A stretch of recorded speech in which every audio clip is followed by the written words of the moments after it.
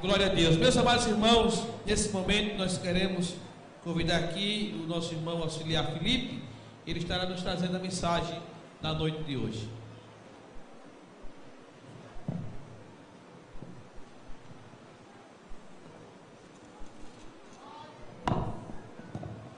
Saúde a igreja com a paz do Senhor Jesus. Abra sua Bíblia no livro de Mateus, capítulo 25. Livro de Mateus, capítulo 25, dos versículos 1 ao 13. Quero agradecer ao pastor pela oportunidade. Que Deus os abençoe. Livro de Mateus, capítulo 25, dos versículos 1 ao 13.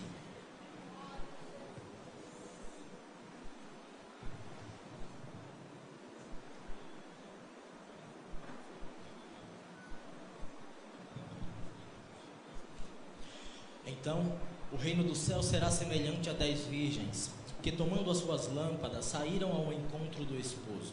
E 5 delas eram prudentes e 5 loucas. As loucas, tomando as suas lâmpadas, não levaram azeite consigo, mas as prudentes levaram azeite em suas vasilhas com as suas lâmpadas.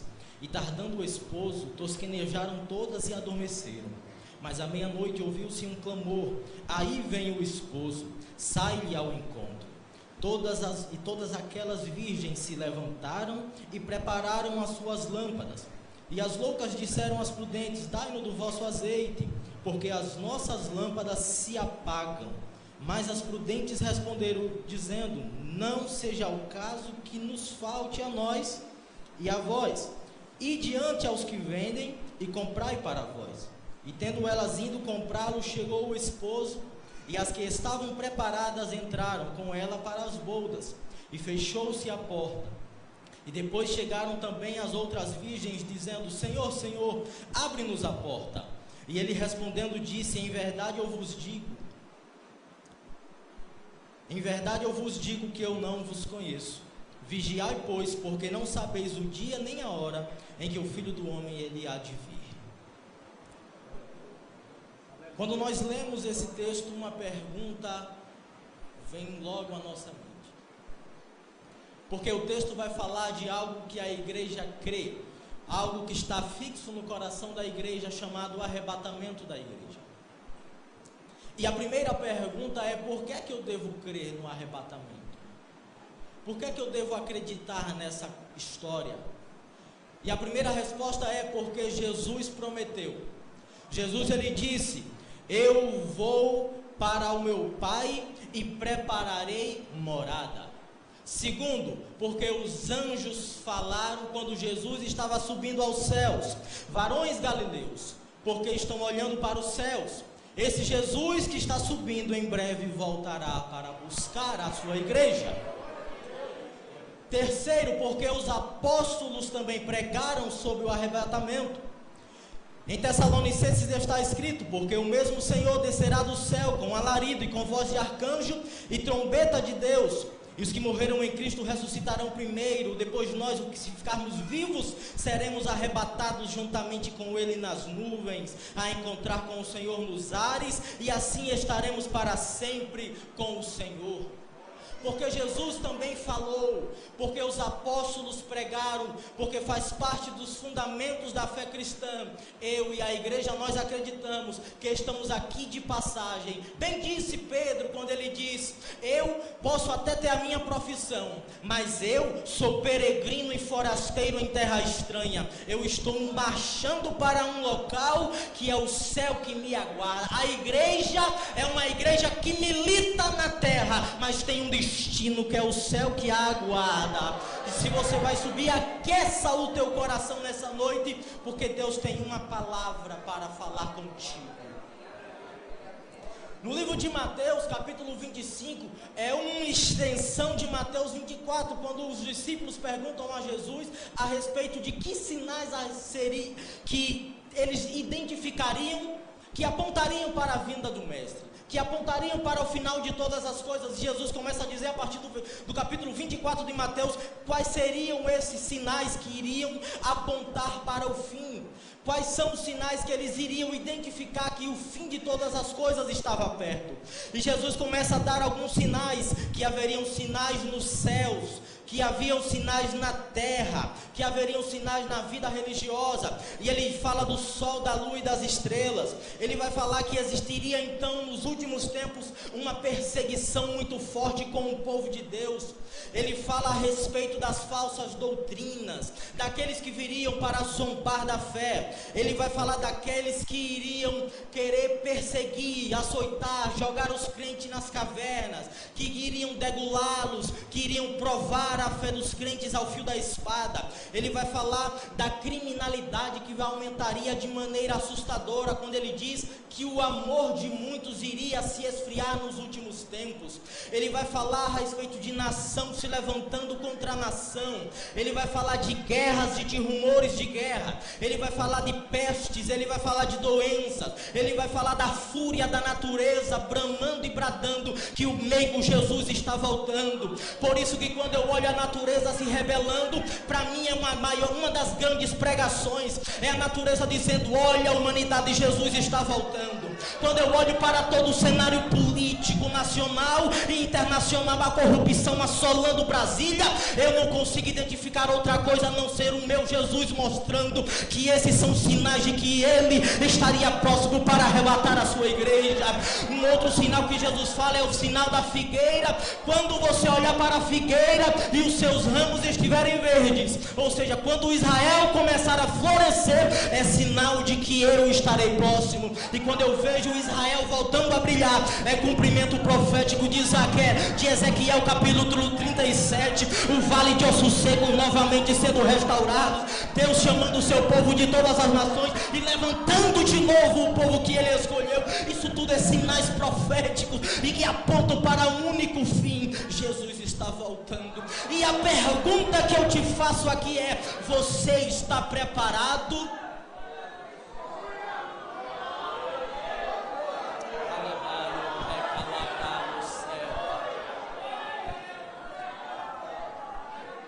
Deus colocou esse tema para essa mensagem.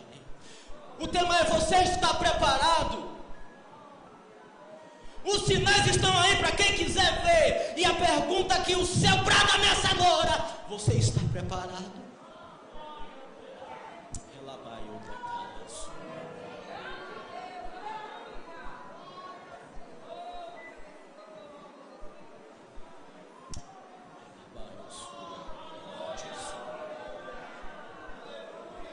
Para 30 segundos agora e fala com o teu Deus, porque Ele pergunta para ti: você está preparado? Se o toque da trombeta, se o estrugir da trombeta fosse nesses segundos, onde é que você estaria? Estaria com Cristo nos ares ou ficaria aqui com voz de lamento? Você está preparado para subir? Você está preparado para se encontrar com o Senhor teu Deus? Você está preparado nessa noite?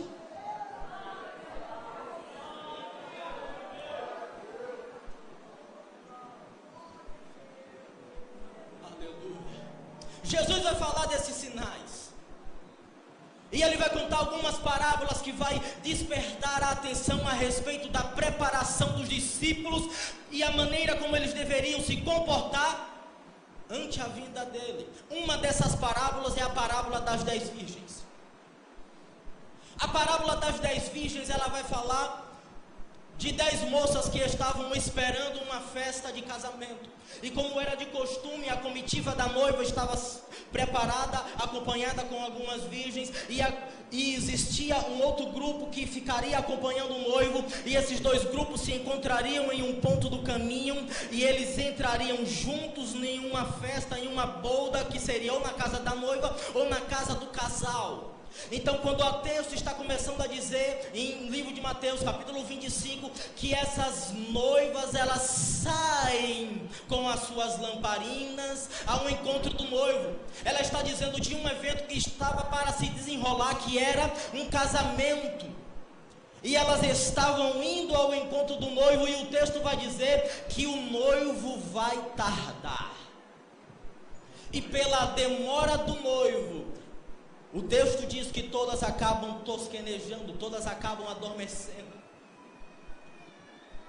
Porém, o texto ele é enfático em dizer que essas 10 virgens, existia algo que diferenciava uma da outra. Todas eram virgens, todas estavam na comitiva da noiva, todas tinham lamparina, todas tinham azeite na lamparina.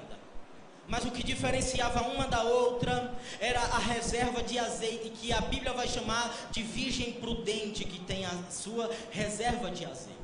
E ela vai classificar as virgens loucas como aquelas que não têm reserva de azeite.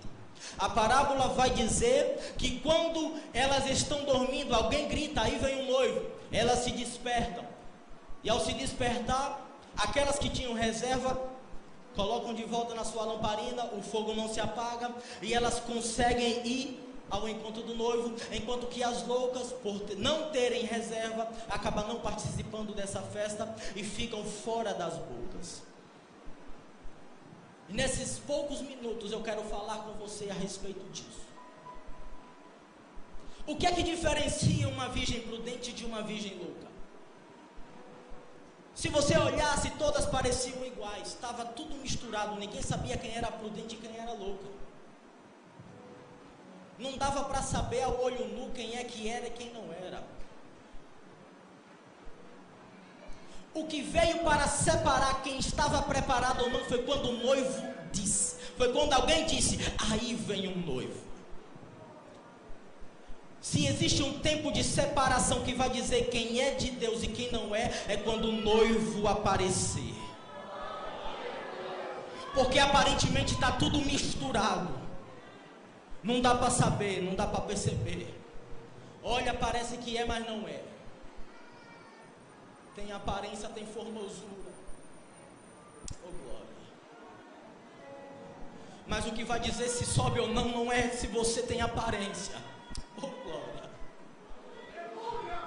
Não é porque você é bonito, não é porque você anda com uma Bíblia embaixo do braço que vai dizer que você sobe. É o raio-x do olho do meu Deus que esquadrinha os pensamentos e as intenções do coração do homem que vai dizer, tem reserva de azeite ou não tem? Está com o coração ligado no céu ou não está? Está preparado ou não está? Está me esperando ou não está? Está com a expectativa de ir morar no céu ou já se acomodou com as coisas da terra? Glória.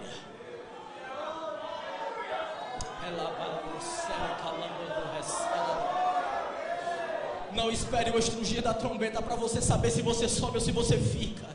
O meu Deus exige uma posição de você nessa noite, porque se Ele voltar nesses segundos, você sabe muito bem o que é que acontecerá da tua alma, e não valerá de nada todo o sacrifício que você fez para chegar até aqui, todo o esforço que você fez para permanecer fiel. Mas se você nessa noite tomar uma posição diante de Deus e parar com essa vida de virgem louca e preparar o seu coração e dizer, eu quero servir ao Senhor com fidelidade, tenha certeza que se nesse minuto Jesus voltar, estaremos juntinho com Ele, face a face, adorando, bendizendo, exaltando, porque Ele é digno da adoração da igreja.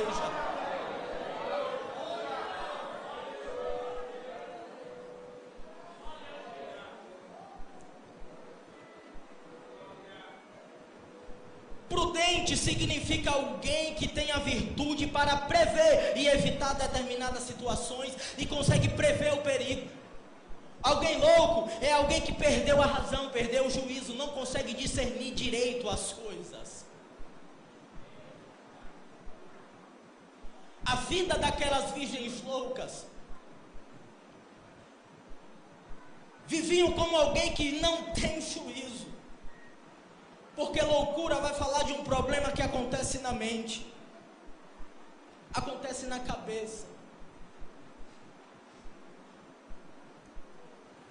E quando Satanás percebe que a nossa mente está vulnerável por conta da perda daquilo que Efésios classifica como capacete da salvação, e o livro de Salmos vai dizer que quando eu perco isso, eu perco a alegria da salvação. Quando Satanás percebe essa essa vulnerabilidade da minha mente, começa algo chamado guerra espiritual na mente do crente, na mente daquele que estão vulneráveis. A mente dela estava vulnerável a ataques do inimigo. Estava desprotegida, não estava blindada pelo Espírito Santo de Deus. E se existe um campo de batalha que tem derrotado muita gente, é a sua mente. Olha o número de pessoas que estão com problemas psíquicos e psiquiátricos. E não quero aqui dizer que todo problema que vem para esse lado é de cunho espiritual, não. Minha esposa é psicóloga, se eu falar isso ela puxa meu orelha. Mas a grande maioria de problemas, você acha que é normal? O número de suicídio de pastores crescendo assustadoramente no país afora. Você acha que é normal isso? Pessoas que estão vivendo sem ter a alegria da salvação, que vivem sem a alegria, não entendem mais o sentido da vida, chegam a dizer: só estou vivo porque tenho meu filho para cuidar. Eu só estou vivo, não sei nem mais porquê. Não tem mais o prazer que a vida lhe dá. A mente está vulnerável, está sendo atacada, e Satanás está bombardeando com pensamentos negativos. E a vida que essas pessoas estão vivendo não é de pessoas prudentes, mas de virgens loucas.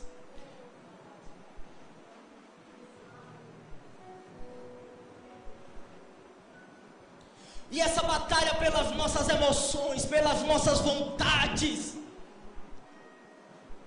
tem sufocado a espiritualidade de muitos, tem abafado a fé de muitos. E as armas que Satanás vem para poder atacar é a sutileza, é o engano, é a impureza, é a dúvida, é o medo, é o engano. Ele vem com uma falsa sedução. E tem muito crente caindo nessa conversa e está desfinhando espiritualmente. Está aqui dentro, mas já está olhando para o relógio, se perguntando que horas ele vai acabar.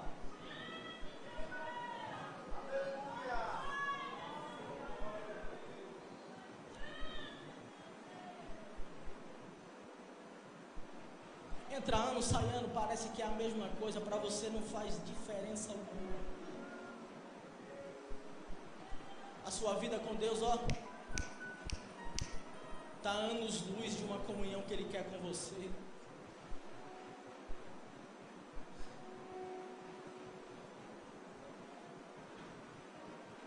Sua espiritualidade foi minada. Sua mente não está mais blindada com a mente de Cristo. Seu espírito não mais está alinhado com os céus. Está vulnerável e o inimigo está te atacando, e você está achando isso normal. A mente cauterizou, está achando tudo comum, tudo normal.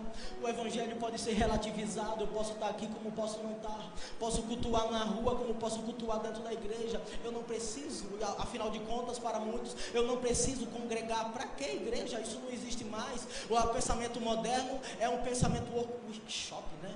É um negócio diferente. É algo moderno. Eu não preciso estar dentro da igreja. Vai minando a espiritualidade. E quando você menos percebe, você está praticamente um desviado dentro da igreja.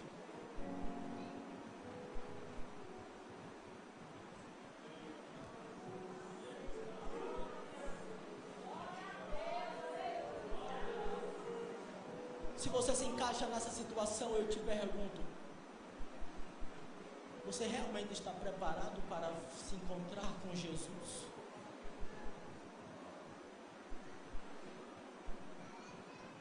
Suas ações estão demonstrando alguém que é prudente ou alguém que é louco?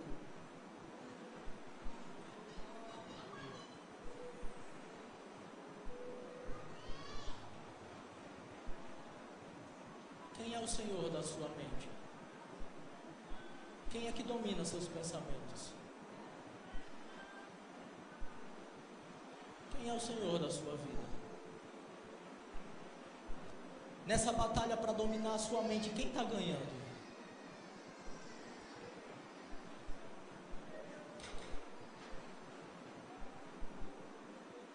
É tempo de despertar. tempo de despertar. É tempo de tomar uma posição nessa noite. O noivo ainda não chegou, ainda dá tempo. A trombeta ainda não tocou.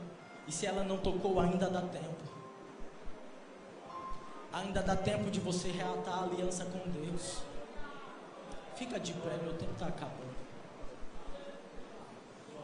Ainda dá tempo de você voltar àquela comunhão que você tinha com Deus.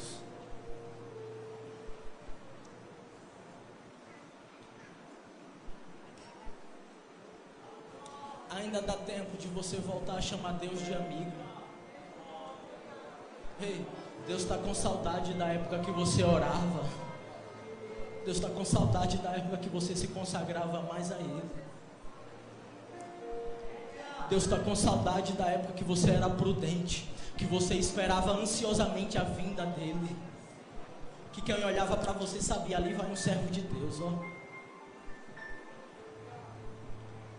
O meu Jesus está com saudade da comunhão que você e Ele tinha, da amizade que vocês dois tinham,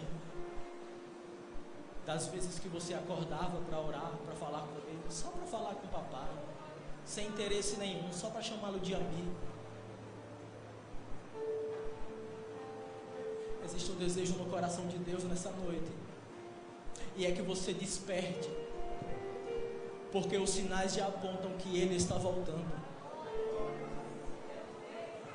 Os sinais nos apontam que estamos vivendo o último ou os últimos dias da igreja na terra. O cenário profético está todo montado. O espírito do anticristo está rondando o mundo de maneira tão mais violenta quanto antes. E tem muitos que estão desapercebidos, não estão entendendo isso. E o Espírito está dizendo para você: desperta nessa noite. Abre os teus olhos. A vida daquelas virgens que eram prudentes eram porque elas tinham uma vida de comunhão com Deus. Elas tinham uma vida santificada ao Pai. Elas aguardavam ansiosamente a vinda de Cristo. Elas sabiam que mesmo tardando Ele iria voltar, porque confiavam na palavra de Jesus. Está na hora de você voltar a ter essa fé, a fé inabalável que se apega não com as coisas do mundo, mas se apega com as palavras de Jesus. E se Ele disse eu vou voltar, você pode aguardar, porque céus e terra passarão, mas as palavras dele não irão passar. Ele disse no livro de Mateus capítulo 24, que assim como um relâmpago rasga o céu em milésimos de segundo, assim haveria de ser a vinda do Filho do Homem. Prepara a igreja, prepara o teu coração. Jesus está às portas e Ele vai voltar para buscar a sua igreja.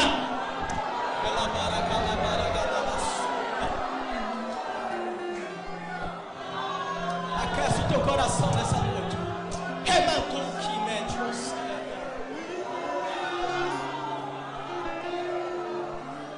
Aquece o teu coração nessa noite. Relabando, suricamando, céu.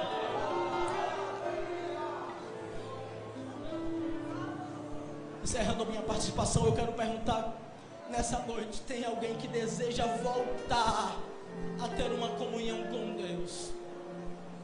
Você deseja subir, a sua alma deseja Jesus, mas o mundo não consegue. O mundo parece mais atrativo e te segura, e você não consegue se libertar dessa situação. Em nome de Jesus, que as cadeias sejam quebradas nessa hora. Levante a tua mão, você que não aceitou a Jesus, ou você que está afastado do Evangelho, ou você que deseja reatar a sua comunhão com Deus. Eu quero orar por você.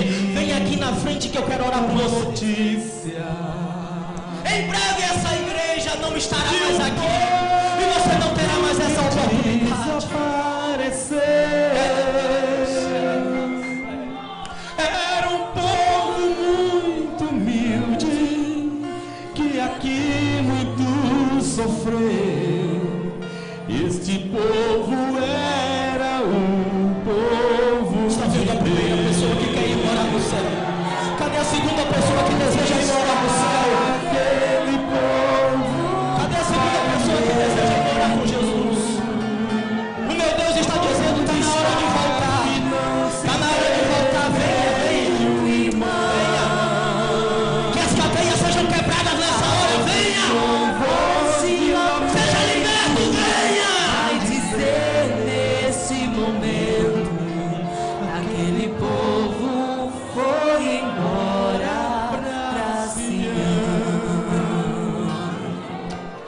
Onde está a juventude desta igreja? A oportunidade está facultada, venha para Jesus. Venha para Jesus, em breve a trombeta vai tocar. E enquanto o convite está sendo feito, você aproveita para se encher, porque a trombeta pode voltar agora. Aproveita para se encher, porque quando você estiver aqui, tem reserva para a sua vida, tem reserva para a tua alma se encher. Eles também foram embora para Sião. Amanhã a segunda pessoa para Jesus. Onde está aquele povo? Jesus te chama. Em breve eu não estarei aqui. Em breve eu estarei. Eu estarei. Sem o irmão, alguém com voz de lamento vai dizer nesse momento: aquele povo foi embora pra Sião. Depois deste grande acontecimento, muitos crentes desviados vão voltar, procurando os irmãos. Aproveita para reatar a sua aliança com Deus. Se enche em nome de Jesus. Se enche em nome de Jesus. Infelizmente não vão encontrar. Onde está aquele povo barulhento? Onde está que não se vê nenhum irmão? Alguém com voz de lamento vai dizer nesse momento: aquele povo foi embora pra Sião. Senhor Jesus, soberano Deus eterno Pai, te louvamos porque Tu és santo. Louvamos a sua grandeza porque Tu és Deus fiel. Te louvamos pela Tua igreja que é santa e imaculada. Te louvamos pelo Teu Espírito que move as águas nessa noite. Te louvamos por essas almas que decidiram aceitar a Ti, não porque elas simplesmente querem, mas por conta de um desejo que brota do coração delas de morar no céu com a igreja do Senhor. Te pedimos, escreve o nome delas no livro da vida. Que todo pensamento, ó Pai, que não provém de Ti, que caia por terra. Repreende e anula os vícios. Repreende toda seta satânica. Que todo mal seja despedaçado e que as cadeias sejam quebradas na autoridade do sangue de Jesus Cristo. Escreve o nome dela no livro da vida e renova-os a cada dia na esperança da expectativa de ir morar no céu. Te agradecemos pela Tua palavra que é santa e é fiel. E te louvamos porque em breve estaremos contigo, te adorando na beleza da Tua santidade. Em nome de Jesus. Onde está